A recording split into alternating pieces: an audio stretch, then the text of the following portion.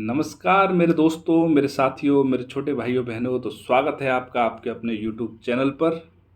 तो मेरे मित्रों, आज शक्ल थोड़ी ठीक नहीं लग रही है ना। चलो कोई दिक्कत वाली बात नहीं है, बातें अच्छी होनी चाहिए, आपकी समस्या का समाधान होना चाहिए, शक्ल में क्या रखा है। और तो मेरे मित्रों, मैं आज आपकी 2-3 समस्याएं लेकर आया हूँ यहाँ पर और उसके समाधान भी लेकर आया हूँ। क्योंकि ऑनलाइन भी मतलब कमेंट बॉक्स में भी कुछ बच्चों ने मुझसे पूछा और ऑफलाइन वाले बच्चे भी लगातार पूछ रहे थे कि सर बहुत स्ट्रेस हो रहा है, बहुत टेंशन हो रही है, स्ट्रेस बढ़ता ही चला जा रहा है। ऐसा लग रहा है कि जो पढ़ाई करी थी वो सारी की सारी भूल गए, कुछ याद नहीं आ रहा है। फिर ऐसा लगता है सर नहीं हुआ तो क्या होगा। फिर ऐसा लगता है सर कि पहली बार एग्ज़ाम दे रहे हैं, हमारे भैया ऐसे बोल रहे थे कि पहली बार में कोई सिलेक्ट नहीं हुआ आज तक।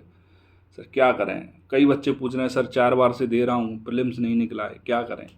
तो मेरे मित्रों, आज की वीडियो में इन छोटे छोटे सारे सवालों के जवाब देते हैं।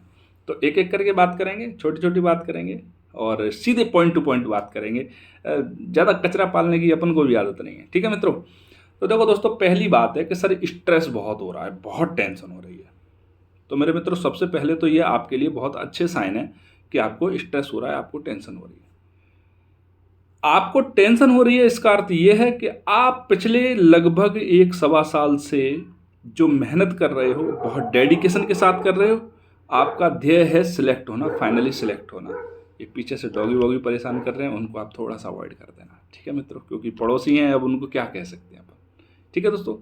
तो सबसे बड़ी बात तो ये है मेरे मित्रों कि आपको जो स्ट्रेस हो रहा है वो आपके लिए बहुत अच्छा साइन है, लेकिन एक सीमा तक। यदि उससे ज़्यादा हो रहा है तो ख़राब है। देखो दोस्तों, स्ट्रेस का मतलब ये है कि आपने पिछले 1 साल में जो है वो बहुत पूरे मन से प्रयास किया है, पूरे मन से प्रयास किया है। और ये टेंशन सिर्फ उसी व्यक्ति को है जिसने प्रयास किया है। जिसने प्रयास नहीं किया, जो मज़े लेने के लिए एग्ज़ाम देने जा रहा है, उसको कोई टेंशन नहीं है, ठीक है। तो आपको टेंशन नहीं हो रही तो टेंशन लेने वाली बात है, लेकिन अगर आपको टेंशन हो रही है, कोई दिक्कत वाली बात नहीं है। ये सबको हो रही है, जितने भी सिंसियर एस्पिरेंट हैं जो चाहते हैं कि उनका सिलेक्शन हो, उन सबको ये स्ट्रेस है। और जिन लोगों को स्ट्रेस है वही अच्छी मेहनत कर रहे हैं, उन्होंने ही बहुत अच्छी मेहनत की है। तो बहुत ज़्यादा टेंशन लेने की ज़रूरत नहीं है कि आपको थोड़ी बहुत टेंशन हो रही है। अब मेरे मित्रों, जो आपको टेंशन हो रही है उसका थोड़ा सा इलाज बता देता हूं मैं कि आपको क्या करना है अभी कि ये टेंशन थोड़ी सी कम हो जाए, ठीक है मित्रों। तो मेरे मित्रों, सबसे पहले तो आपको ज़्यादातर लोगों से बात करने से बचना है। ज़्यादा से ज़्यादा लोगों से जो आपकी बात करने की आदत बन चुकी है, हर एक बात पे इससे बात करना, उससे बात करना, उससे फ़ोन लगा के पूछ लूँ, उस दोस्त से पूछ लूँ, उस काका भैया चाचा से पूछ लूँ, उन सर से पूछ लूँ। तो अब ऐसा आपको बिल्कुल नहीं करना है। आपको कम से कम लोगों से बात करनी है। सिर्फ आपके जो किचन कैबिनेट है ना, उन्हीं लोगों से बात करनी है। आपको अपने पूरे मंत्रिमंडल से बात नहीं करनी है। आपको सिर्फ किचन कैबिनेट के 2-3 लोगों से ही बात करनी है, जिनको आप बहुत ज़्यादा एडमायर करते हो, जिनको अपना अपना आदर्श समझते हो। सिर्फ उन्हीं से बात करनी है, उसके अलावा किसी से बात नहीं करनी, ठीक है मेरे मित्रों। दूसरी बात, जब भी आप आपस में बात करें, जो पीजी वगैरह में बच्चे रह रहे हैं वो सोचेंगे सर हम कैसे बच सकते हैं। तो जो आपस में आप बात करो तो कम से कम बात करो आरएस के बारे में। आरएस के बारे में बात आपको बहुत कम कर देनी है, जिससे आपका थोड़ा सा स्ट्रेस रिलीज हो, थोड़ा सा डाउन हो। और तीसरी और सबसे इम्पोर्टेंट बात कि आपको अभी जो टेस्ट सीरीज आप लगा रहे हैं, टेस्ट सीरीज दे रहे हैं, उसमें अपनी रैंक बिल्कुल मत देखो, उसके अंदर अपने मार्क्स बिल्कुल मत देखो। आप आके चेक करो, बिल्कुल करो साहब, अपने जो क्वेश्चन गलत हुए हैं उनको ठीक भी करो, लेकिन जाके पर्चे में रैंक वैंक जो देखते रहते हैं जाके कोचिंग के पर्चे में, वो मत देखो अब आप। क्योंकि यदि बाय द वे आपकी रैंक नीचे गई तो आपका कॉन्फिडेंस भी बहुत नीचे चला जाएगा। और अब वो समय नहीं है कि आप अपने कॉन्फिडेंस को दोबारा से बिल्टअप करके फ्रंट में लेके आ पाएँ अपने आप को। तो मेरे मित्रों, स्ट्रेस को कम करने के सीधे सीधे 2-3 रास्ते हैं कि आप आरएस के बारे में कम से कम बात करें, कम से कम लोगों से बात करें, और तीसरा ये टेस्ट सीरीज में अपने मार्क्स और रैंक नहीं देखें। अब मत देखो, अब कोई मतलब नहीं है, मत देखो उसको, ठीक है। ये तो हो गया आपकी पहली समस्या और उसका समाधान। दूसरी समस्या है आपकी कि सर पढ़ाई करने की बहुत कोशिश कर रहे हैं लेकिन फिर भी पढ़ाई नहीं हो पा रही। सर दिमाग फ्रीज हो रखा है। सर मैं बहुत कोशिश कर रहा हूँ, मैं चाहता हूँ मैं 14 घंटे 15 घंटे पढ़ने की कोशिश कर पा रहा हूँ, लेकिन सर पहले के बराबर भी पढ़ाई नहीं हो रही, ये नहीं हो रहा, वो नहीं हो रहा। तो मेरे मित्रों, आपने इकोनॉमिक्स पढ़ी होगी, उसमें आपने टैक्सेशन पढ़ा होगा। टैक्स टैक्स एक निश्चित दर पर सबसे ज़्यादा कलेक्ट होता है। उससे ऊपर रेट कर दोगे तो टैक्स का जो कलेक्शन है वो गिर जाएगा, ग्रेजुअली कम होता चला जाएगा वो। तो इसी तरह से आपकी पढ़ाई की एफिशिएंसी होती है। यदि आप 14-15 घंटे पढ़ने का प्रयास कर रहे हैं और आपकी पढ़ाई बहुत अच्छी नहीं हो पा रही है, तो आप अपनी पढ़ाई को 10 से 11 घंटे पे ले आएँ, आपकी पढ़ाई अच्छी होने लगेगी, कॉन्फिडेंस आने लग जाएगा। और ये सिर्फ इसीलिए नहीं है कि आप लोगों को सांत्वना देने के लिए, नहीं भैया, हर व्यक्ति की बॉडी की प्रॉपर्टी ऐसी होती है। आप चाहो कि जाके और अंत में 15 घंटे, 20 घंटे, 25 घंटे आंखें फोड़ दो, उससे कुछ हो जाएगा? कुछ नहीं होने वाला, कुछ भी नहीं होने वाला। अभी आप 3 सब्जेक्ट पे फोकस करें, 3 से 4 पे, उससे ज़्यादा पे फोकस ना करें। अपनी पढ़ाई को 14-15 घंटे तक ले जाने की कोशिश भी नहीं करें। अगर 14-15 घंटे पे आपकी अच्छी चल रही है, हो रही है, तो आप बिल्कुल ले जाएं, 16 ले जाएं, 17 घंटे ले जाएं, 25 ले जाएं, 50 ले जाएं, कोई दिक्कत नहीं है। लेकिन यदि आपकी पढ़ाई प्रभावित हो गई है, आपकी एफिशिएंसी खत्म हो गई है, आप सिर्फ पढ़ ले रहे हो, दिमाग के अंदर कुछ नहीं जा रहा, क्या करोगे आप उसका? इससे अच्छा है थोड़ा सा डाउन आ जाओ, 14-15 घंटे पे मत जाओ, 10 से 11 घंटे पे आ जाओ, तो उसका मैक्सिमम यूटिलाइजेशन हो पाएगा और आपके एग्जाम में भी आपको उससे क्या होगी, मदद मिलेगी।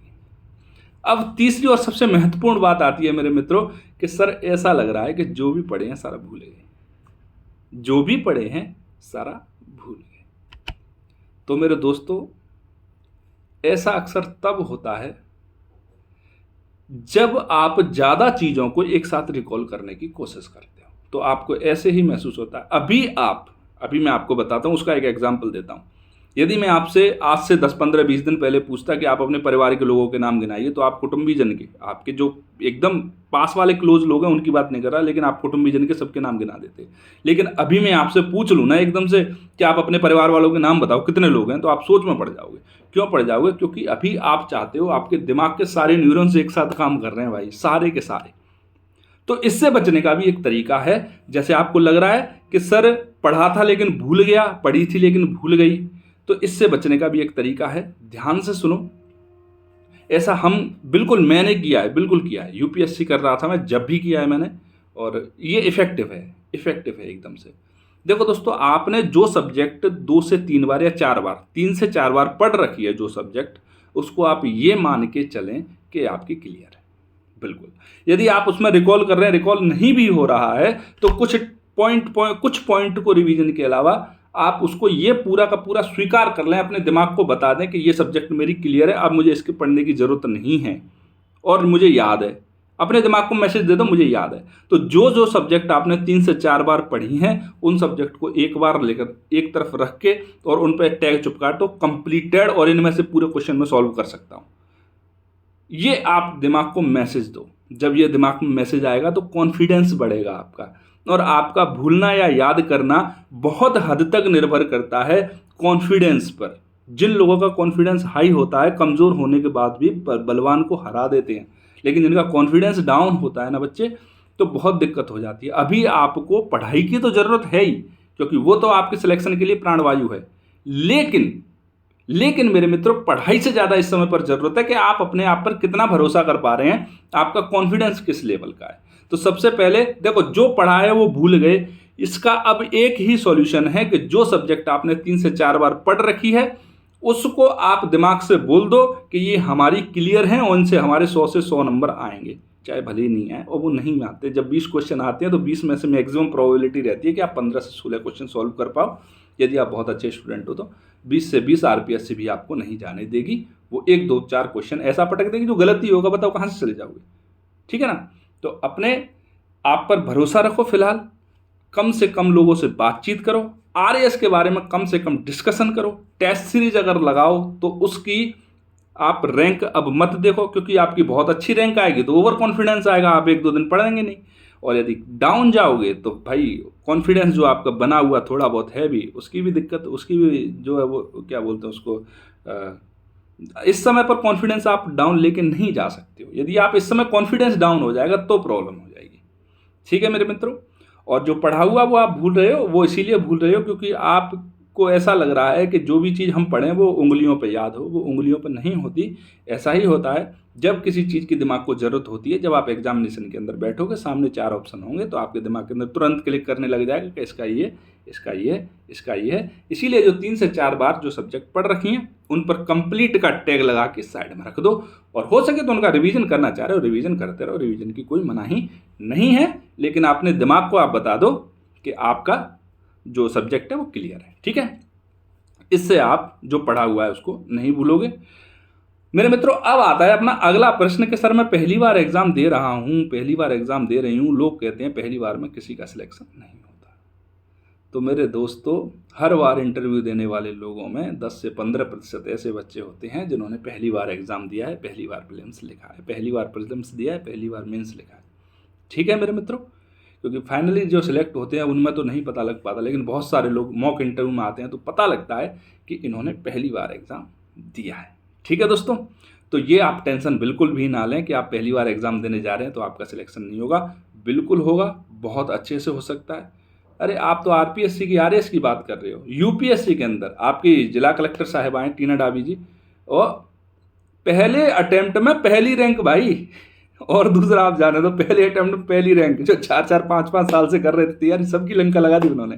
तो आप खुद पर भरोसा रखो। सबसे प्रमुख बात यह है कि अभी आपका कॉन्फिडेंस बहुत अच्छा होना चाहिए, खुद पे आपको भरोसा होना चाहिए, और बहुत ज़्यादा भी कोशिश मत करो कि मैं 14 घंटे 15 घंटे तक जाऊं, क्योंकि टैक्सेशन का नियम है वो आपकी बुद्धि पे भी लागू होता है मेरे मित्रों। तो मेरे दोस्तों, उम्मीद करता हूं कि आपकी जो समस्याएं चल रही होंगी उनका मैं कुछ समाधान दे पाया हूँगा। और दोस्तों, मैंने पूरे व्यवहारिक समाधान दिए, वो समाधान दिए जो मैंने अपने जीवन में किए हैं। मैंने वो समाधान बिल्कुल भी नहीं दिए जो कहीं लिखे हैं। ठीक है दोस्तों, तो यदि आप भी इस तरह से फॉलो करोगे तो मैं उम्मीद करता हूँ कि आपको भी फायदा होगा और आपका कॉन्फिडेंस अच्छा रहेगा, तो आपका एग्जाम भी निकलेगा। और ईश्वर करे आप सब पे कृपा करे ईश्वर, और आप सब मेंस लिखें। तो मेरे मित्रों, हमारा आज का टॉपिक होता है यहीं पर समाप्त, और इसी तरह से आपके जीवन से, विद्यार्थी जीवन से जुड़ी हुई समस्याएं और उनके समाधान जो भी होते होंगे, जो भी मैं आपके सामने लेकर आता रहूँगा। तो मेरे मित्रों, मिलते हैं अपने नई वीडियो में, नई समस्या और नए समाधान के साथ में। तब तक के लिए जय हिंद, जय भारत।